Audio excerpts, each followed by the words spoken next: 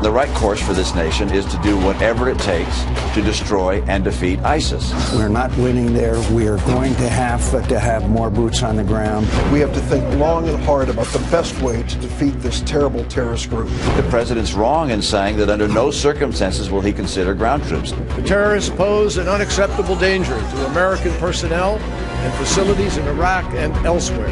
It is not acceptable for ISIS to represent the kind of threat it does to the peace of the world and to our interests as Americans. It is a foe we take very seriously.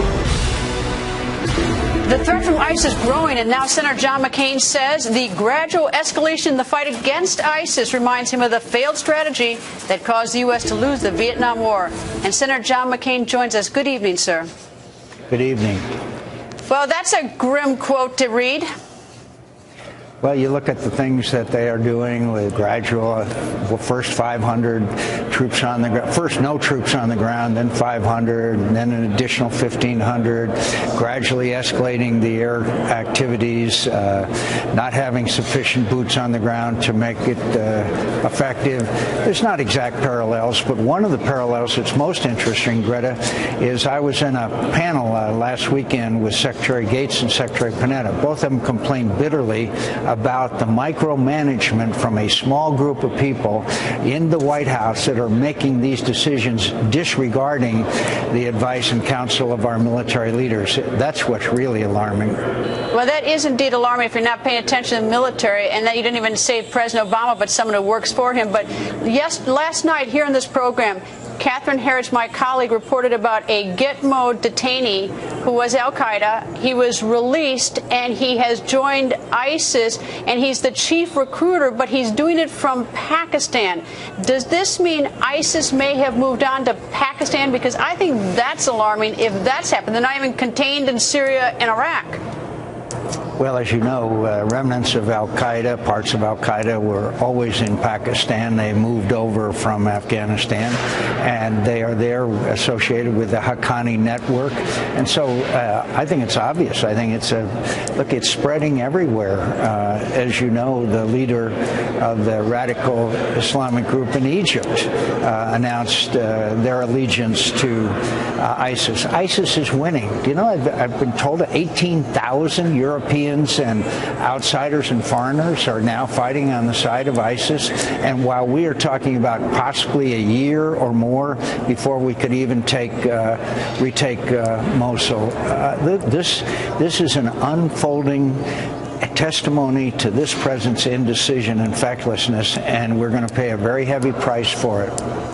All right, let me turn your attention to Iran. We're approaching the November 24th deadline. Secretary Kerry going to Vienna trying to do something. Can any deal be reached with Iran on its nuclear enrichment that doesn't have the stamp of approval from Capitol Hill? Can the president do it alone? Well, the president's going to try to do it alone if they get it. And by the way, when I hear that Secretary of State Kerry is flying someplace to try to negotiate, it sends a chill up my spine. I'm telling you, it is desperation. It is not the way to conduct diplomacy, and it's very obvious that they are desperate for a deal, and the misguided belief that somehow they do that, then things are going to be fine with Iran in the world. It's delusional. But no, I don't think they can make a good deal, and already they have. But can they make a deal without you? Can they make a deal without Capitol Hill? Can the president do that? I do not believe so, but right now they are calling it that, and that's why we are going to have the legislation which Senator Lindsey Graham and others, and it was broad bipartisan support by Democrats as well. This walks like a duck and it quacks like a duck. It's a treaty. It's not an agreement. It's a treaty and must be, in my view, ratified by the Senate of the United States. We have to pass legislation to make that happen, but right now I'm really worried about one of these last-minute 11th-hour deals that will be very, very bad. Well, as I look at it from afar, it seems that the United States, the Obama administration, is trying to negotiate something so that they have minimal uranium enrichment so they can do it for peaceful purposes. But then I've heard Prime Minister Netanyahu before the General Assembly say, at least last year and probably this year, is that zero enrichment is what Israel is the only thing Israel can live with. So now what? Well, it's the only thing that we should live with. If you're going to let them have centrifuges which can make this fissionable material, then it's a matter of not whether, it's a matter of when.